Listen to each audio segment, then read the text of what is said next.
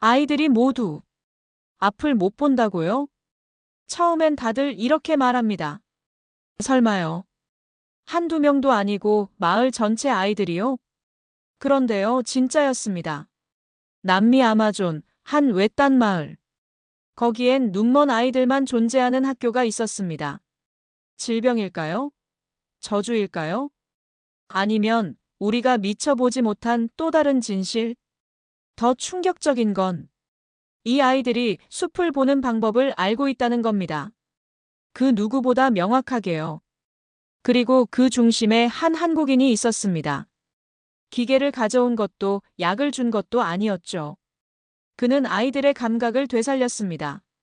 도대체 무슨 일이 있었던 걸까요? 바로 지금 사연을 들어보겠습니다. 그 전에 잠깐, 좋아요와 구독은 큰 힘이 됩니다. 왜 이 마을의 아이들은 모두 눈이 멀었을까? 처음엔 단순한 출장이라고 생각했습니다. 정말로요. 안녕하세요. 저는 한국에서 감염병 대응과 환경보건을 전문으로 활동해온 물리치료사 이진호라고 합니다. 여러 해 동안 NGO 소속으로 다양한 나라를 오갔고, 때로는 의료기술 지원을, 때로는 재난 구호 현장에서의 물리치료 봉사를 진행했습니다.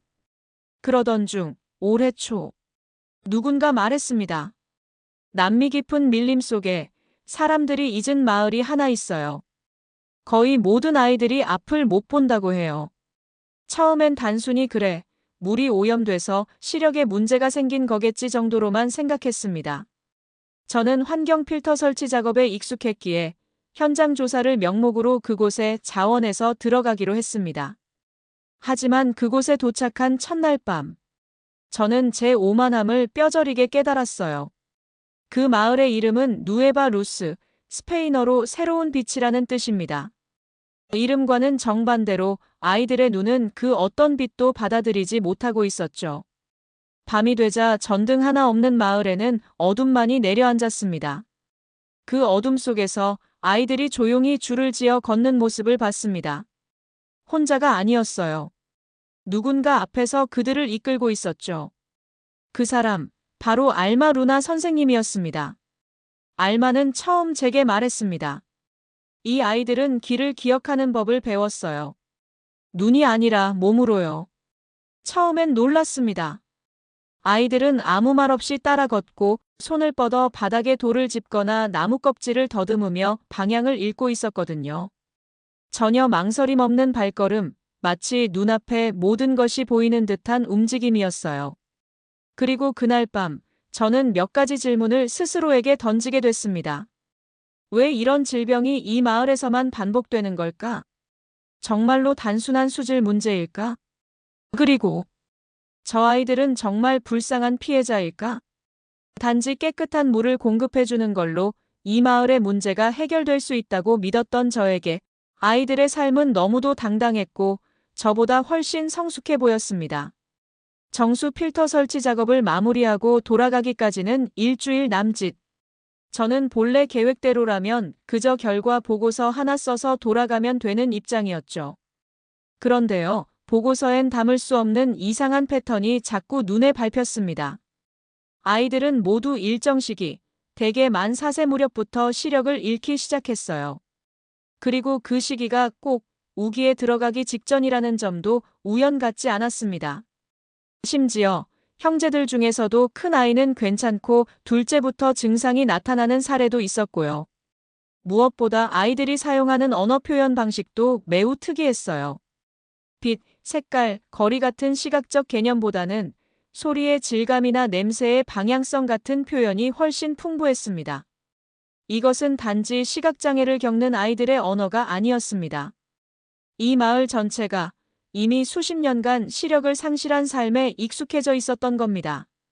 그제서야 저는 깨달았습니다. 이건 단순한 질병이 아니었습니다. 시스템이었고 역사였습니다. 누군가가 오랜 시간 동안 이 문제를 외면했거나 혹은 해결할 수 없다고 단정해버린 채로 마을을 방치한 거죠. 저는 갈등했습니다. 그냥 예정된 날짜에 맞춰 필터만 설치하고 떠나면 되는 걸까요? 하지만 이 마을 아이들이 저에게 보인 그 당당한 어둠 속의 행진을 잊을 수가 없었습니다. 그날 밤, 저는 알마 선생님께 말했습니다. 선생님, 저 조금 더 여기 있어도 될까요? 그녀는 조용히 웃으며 말했죠. 괜찮아요. 이 숲은 당신을 아직 모르지만 곧 당신도 이 숲을 알게 될 거예요. 그렇게 저의 짧은 출장은 예기치 못한 거주로 바뀌었습니다. 아이들의 병을 고칠 수는 없을지도 모릅니다. 하지만 그들이 세상을 다시 느끼게 할 수는 있지 않을까요? 저는 단 한 번도 아이들을 환자라고 부르지 않았습니다. 그것이 이 마을에서 처음 배운 교훈이었어요. 누에바 루스의 아이들은 스스로를 보지 못하는 아이라고 설명하지 않았습니다. 대신 손이 민감한 사람, 귀가 멀리까지 닿는 사람, 코로 공기를 읽는 사람이라는 독특한 표현을 사용했죠. 그리고 그 표현은 그냥 시적인 비유가 아니었습니다. 말 그대로 그들은 그렇게 살아가고 있었습니다. 저는 처음 한 달간 그저 아이들의 일상만을 관찰했습니다.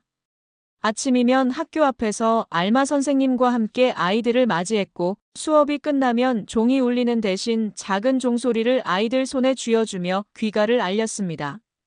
알마는 저를 조용히 데리고 다니며 말했죠. 우리는 자극을 가르쳐요. 눈 대신 손, 손 대신 귀.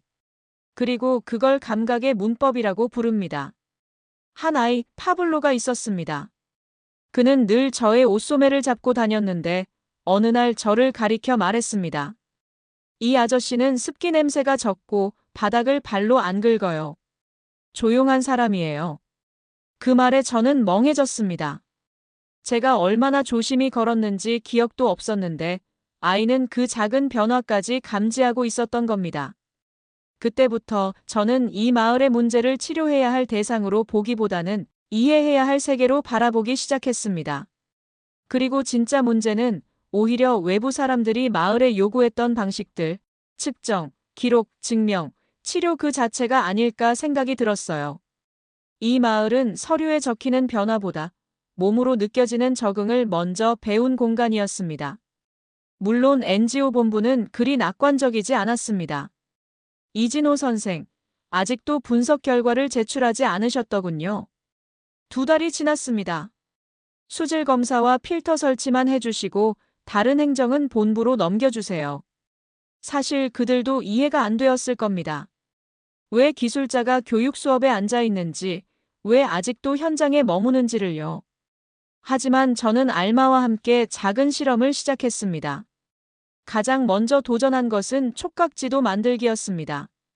숲속의 주요 지형을 점토로 본 따 아이들이 직접 만지며 위치를 익히게 했고 나뭇결의 패턴으로 방향을 익히는 감각지도를 만들었어요. 다음은 소리의 구역화. 숲의 각 구역에 바람이 부는 방향, 새소리, 물의 흐름이 다르다는 점에 착안해 청각 기반으로 위치를 파악하는 훈련을 시도했죠. 물론 초반엔 실수도 많았습니다.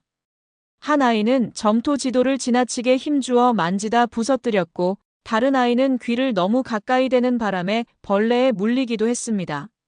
하지만 그 모든 시행착오는 공부였어요. 아이들은 웃으며 말했죠.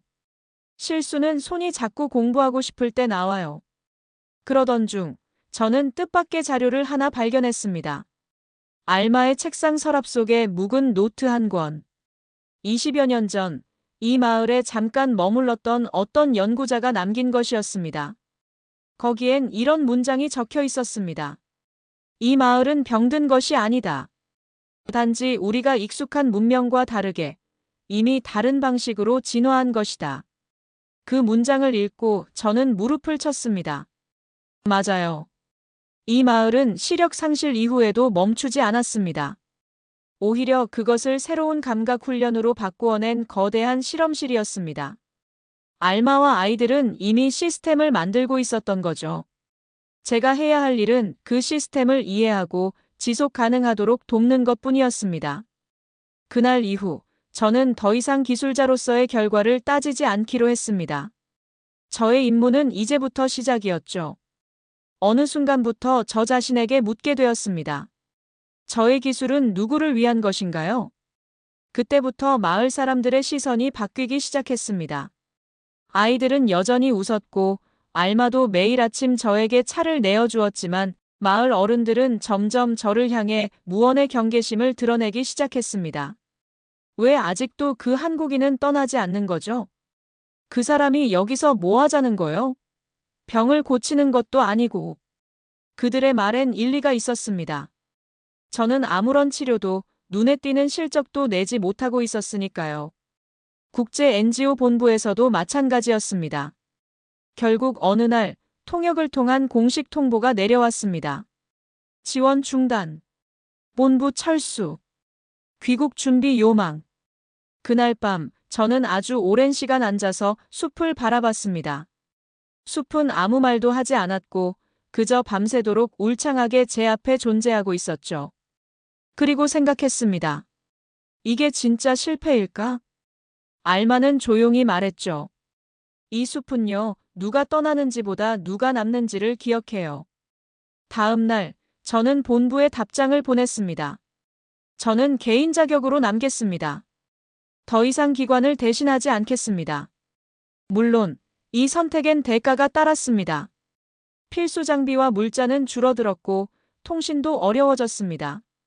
그러나 이상하게도 그때부터 마을 아이들과의 거리는 더욱 가까워졌습니다.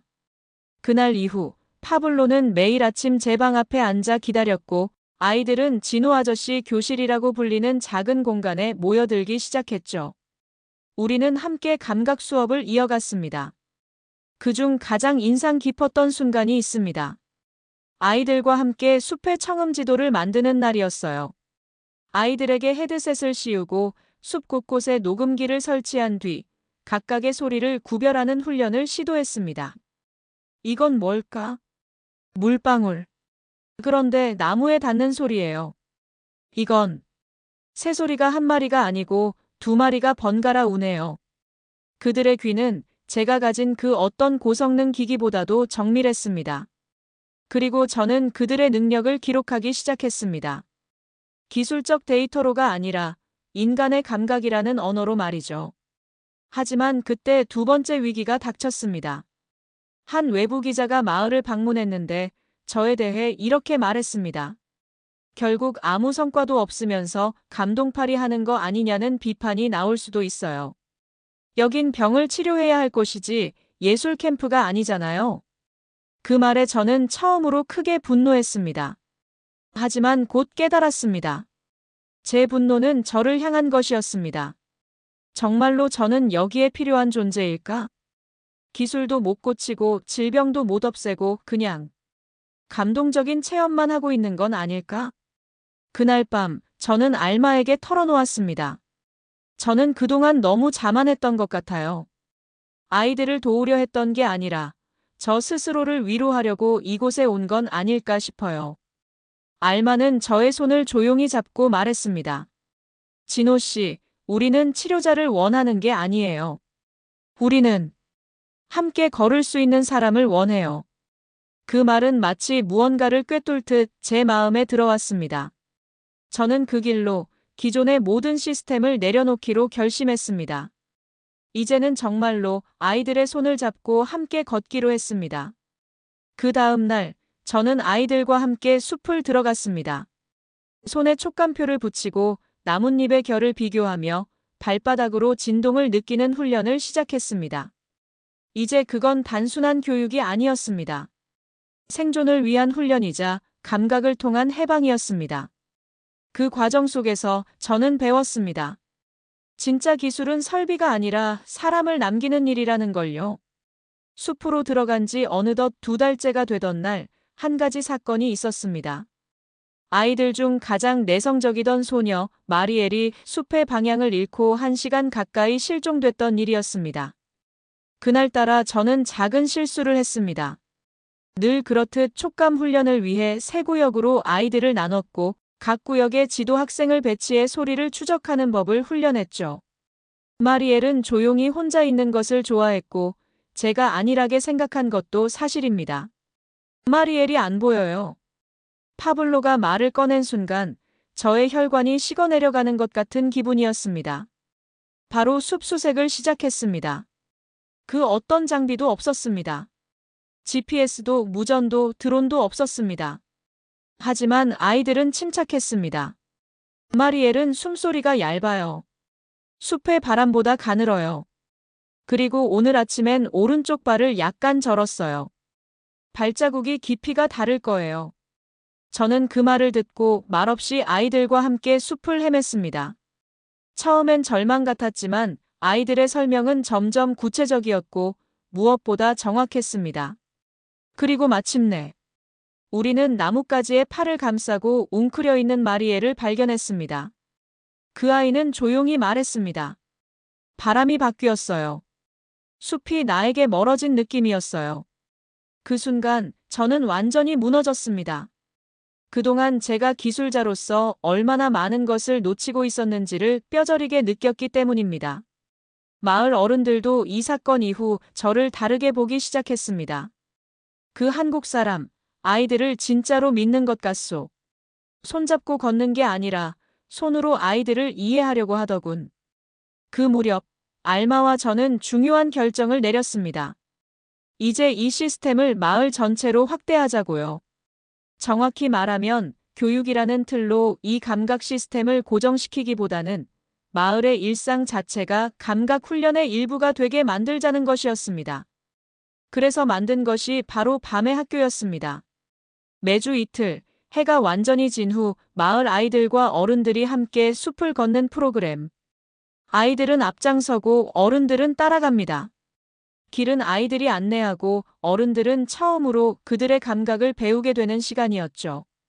처음엔 어른들이 불편해했습니다. 하지만 세 번째 밤이 지나자 모두 입을 모아 말했습니다. 우리가 이 아이들 덕분에 숲을 다시 배웠소. 그 변화는 생각보다 강렬했습니다. 마을 원로 중 가장 보수적이었던 페르난도 씨는 프로그램 이후 이렇게 말했죠. 이진호 씨, 나는 당신을 기술자로 알았는데 이제는 당신이 우리 마을의 교사 같소. 그 말에 저는 울 뻔했습니다. 왜냐하면 그 순간이야말로 제가 진짜로 이 마을에 남긴 첫 번째 기술이었기 때문입니다. 기계도 아니고 치료제도 아닌 다시 보는 법을 가르치는 기술. 이것이야말로 저의 진심이었습니다. 눈에 보이지 않는 기술. 조용하지만 반드시 드러나는 기술. 기계를 남긴 것이 아닙니다. 사람을, 그리고 함께 살아가는 방식을 남겼습니다. 그로부터 3년이 흘렀습니다. 누에바 루스는 여전히 정부의 지원이 미비한 지역입니다. 물 사정도 의료 시스템도 다른 곳보다 나아졌다고 말하긴 어렵습니다. 하지만 단 하나, 이 마을은 더 이상 어둠 속의 마을이 아닙니다. 아이들은 여전히 눈으로 세상을 보지 않습니다. 그러나 이제 그들은 걷고 가르치고 심지어 지도까지 만듭니다. 그리고 그 모든 기술은 손과 귀, 그리고 관계에서 비롯된 것이었습니다. 마을 외곽에 위치한 그 조용한 학교, 지금은 센트로데 센시오네스 감각의 중심이라는 이름으로 불립니다. 그곳에서는 아이들뿐만 아니라 타 지역에서 찾아온 봉사자들과 교육자들도 함께 훈련을 받습니다. 감각의 문법을 배우기 위해서 말이죠. 그리고 그 첫 수업에는 늘 같은 문장이 흘러나옵니다.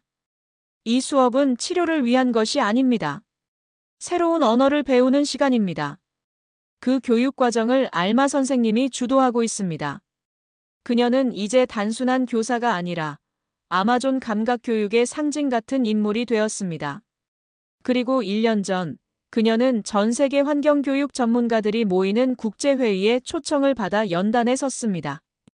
그날 그녀는 마지막으로 이렇게 말했습니다. 그는 우리에게 기계를 주지 않았습니다. 대신 우리가 우리 자신을 다시 보는 법을 가르쳐 주었습니다. 화면에는 이 말을 듣고 조용히 눈시울을 붉히는 외국 대표자들의 모습이 잡히고 이어지는 영상은 다시 누에바 루스의 숲. 한 아이가 앞장서 걷고 그 뒤를 따르는 어른들의 발걸음.